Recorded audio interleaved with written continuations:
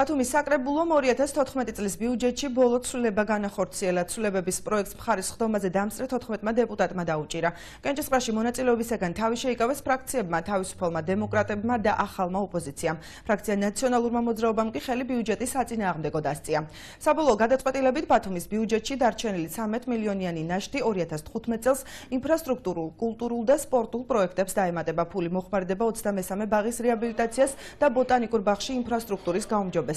განსაკუთრებული ხმაური მოჰყვა ბიუჯეტის განკარგვას სასესხო ვალდებულებების ნაწილში, იმის გამო, რომ ქალაქში მიწისქვეშა კომუნიკაციების აღდგენის მესამე ფაზის სამუშაოები 4 თვის დაგვიანებით დაიწყო, ბიუჯეტს 0,25% ოდენობით ჯარიმის გადახდა უწევს. მერიის საფინანსო ეკონომიკური სამსახურის უფროსის მოადგილის მოვალეობის შემსრულებელი აცხადებს, რომ სამუშაო შესრულების შემთხვევაში პროცენტი 4,2% იქნებოდა.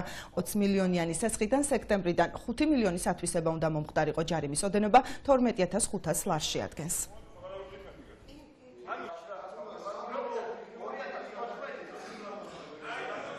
ხელისუფლებას უნარობა უკვე არის მავნებლობაში გადასული, ის აზარალებს ბიუჯეტს.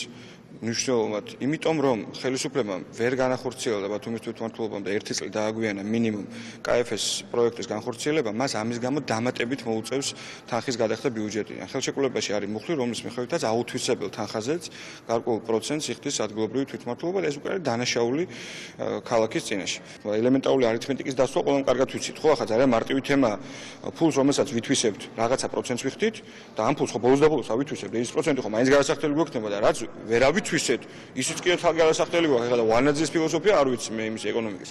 ეგ შენიშვნა გამოითქვა საკრებულოს წევრების მიერ, თუმცა გაკეთებული იქნა განმარტება, რომ აქ არანაირად არ ხდება მეტი თანხების გადახდა, პირიქით სახსრების აუთვისებელ ნაწილზე, ანუ პროცენტი არის გაცილებით დაბალი და ის რომ თქვა წესკის თანხის გადახდა არ მოხდა, ეს ნაკლებ ხარჯთან არის დაკავშირებული, თუმცა ეხლა სხვა საკითხია, კონკრეტულად ის თანხა რისთვის უნდა გადახდილიყო, რა პროექტი უნდა განხორციელებულიყო, მაგრამ ამ საკითხის განხილვა, ასე ვთქვათ, არ მომხდარა. იმ შემთხვევაში რომ მომხდარიყო თანხის გადახდა და ანაზღაურება, პროცენტი იქნებოდა გაცილებით მეტი.